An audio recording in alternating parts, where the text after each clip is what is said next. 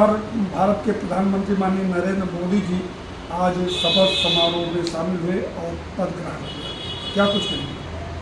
सबसे पहले तो मैं आपके चैनल को धन्यवाद देता हूँ जो आपने ये पूछने के लिए समय दिया अपना।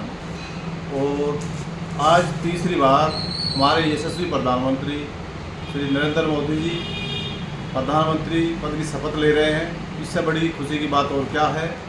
और ये बहुत हम सब लोग भाजपा के कार्यकर्ता पूरे देश में बहुत ज़्यादा खुशी का माहौल है। तो ये सरकार बहुत ज़बरदस्त चलेगी, जिस तरह पहले था उससे ज़्यादा निर्णय लिए जाएंगे। सबसे मेन चीज़ अयोध्या मानी जा रही थी, जहाँ कई करोड़ रुपए खर्च किया और भगवान रामलला का मंदिर बनाया गया, लेकिन वहाँ भारतीय जनता पार्टी हार गई। तो इसमें तो शीर्ष नेतृत्व सोच रहा है, विचार कर रहे हैं कहाँ क्या कमियाँ रही हैं, उसके बारे में सब मिलजुल कर उसको दूर किया जाएगा।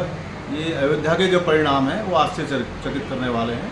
इस पर शीर्ष नेतृत्व सोच रहा है, संगठन कर रहा है, विचार कर रहा है कहाँ पे कमियाँ रही है, उनको जल्द से जल्द दूर किया जाएगा। लोगों की अगर कोई नाराज़गी है उसको दूर करके फिर उसी मजबूती के साथ दोबारा आएंगे। लोगों का मानना है कि वहाँ के जो भारतीय जनता पार्टी के प्रत्याशी थे उन्होंने कहा कि 400 पार होते ही आरक्षण को हम खत्म करेंगे, संविधान को चेंज करेंगे। क्या लागू हो सकता था? क्या इस पे लोग नाराज हैं क्या?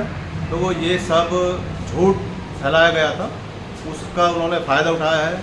फिर अखिलेश यादव जी और अपने राहुल गांधी इन्होंने सब एक झूठ बनाया कि भाई संविधान खत्म हो जाएगा और ये कर देंगे। अगर ये सब होता तो पिछले 10 साल से भाजपा की सरकार थी, ये पहले ही ख़त्म कर देते। तो उस चीज़ को लोगों को गुमराह करके उन लोगों ने उसका फ़ायदा उठाया है। लोग अपने आप को ठगा हुआ महसूस कर रहे हैं। ऐसा कुछ था नहीं है, ऐसा कभी कुछ ना होगा। लेकिन भारतीय जनता पार्टी पूरे चुनाव में के व्यक्तिगत किसी का नाम नहीं लिया, बल्कि प्रधानमंत्री मोदी जी के नाम पर चुनाव लड़ा गया और कहा गया कि 400 पार। लेकिन यहाँ तो न तो भाजपा 372 न एनडीए 400 पार, फिर भी बनी मोदी की सरकार। इस पर क्या करेंगे? मैं तो यही कहूँगा, अति आत्मविश्वास जो है ले डूबा लोगों को, वोट डालने ही नहीं गई, परसेंटेज वोट डाउन रहा है। तो ये था कि भाई 400 है, नहीं तो थोड़े बहुत कम हो जाएंगे, सरकार बन रही है। उसका तो विपक्षी लोगों ने उसका फ़ायदा उठाया है, झूठ फैला दिया कि संविधान खतरे में है, ये है वो, बहुत सी बातें हैं। लेकिन अब की बार तो भारतीय जनता पार्टी को बैसाखी के सहारे चलना पड़ेगा। एक तरफ लालू, अगर हम बात करें नीतीश जी, जिनको पलटू के नाम से कभी भी पलट सकते, क्या ऐसा आपको लगता है? नहीं, मुझे नहीं लगता कि 5 साल सरकार मजबूती के साथ चलेगी। आप देख लेना, पहले जो 10 साल चली है सरकार, उससे भी ज़्यादा इसमें काम होंगे मजबूती के साथ। जो रुके हुए काम है हमारे माननीय प्रधानमंत्री मोदी जी उनको सबको करेंगे। इसी के साथ हम गाजियाबाद की बात कर लें। क्या आपको लग रहा था कि अतुल गर्ग जी के भारी मतों से जीत हासिल करेंगे? निश्चित पहले से ही हमें लग रहा था कि जीतेंगे, बहुत मजबूत वोटों से जीतेंगे। 3-3.5 लाख का आंकड़ा लगा रहे थे, उतनी वोटों से वो जीतते हैं। तो मैं आपके चैनल के माध्यम से श्री अतुल गर्ग जी को जीत की हार्दिक शुभकामनाएं बधाई देता हूँ कि वो लोनी, खासकर मैं तो लोनी के लिए कहूँगा कि ज़्यादा विशेष ध्यान दें। यहाँ से वो काफ़ी वोटों से जीत के गए हैं। अगर हम बात करें तो अभी तक लोनी से कभी भारतीय जनता पार्टी जीती नहीं थी। पहली बार ऐसा है कि लोनी विधानसभा क्षेत्र से भारतीय जनता पार्टी को भारी बहुमत मिली। ज़्यादा वोट आए हैं, काफ़ी अच्छी वोटें।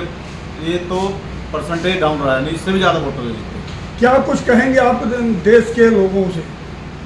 सब मिलजुल के भाईचारे से रहें देश के लोगों से और मोदी जी का सहयोग साथ दें।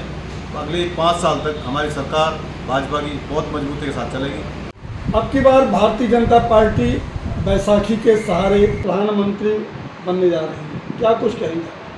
देखो, सबसे बड़ी बात तो आज बहुत बड़ा खुशी का दिन है कि मेरे प्रधानमंत्री तीसरी बार शपथ लेने जा रहे हैं और सबका साथ सबका विकास करने का उन्होंने नारा दिया, उसके साथ वो चल रहे हैं।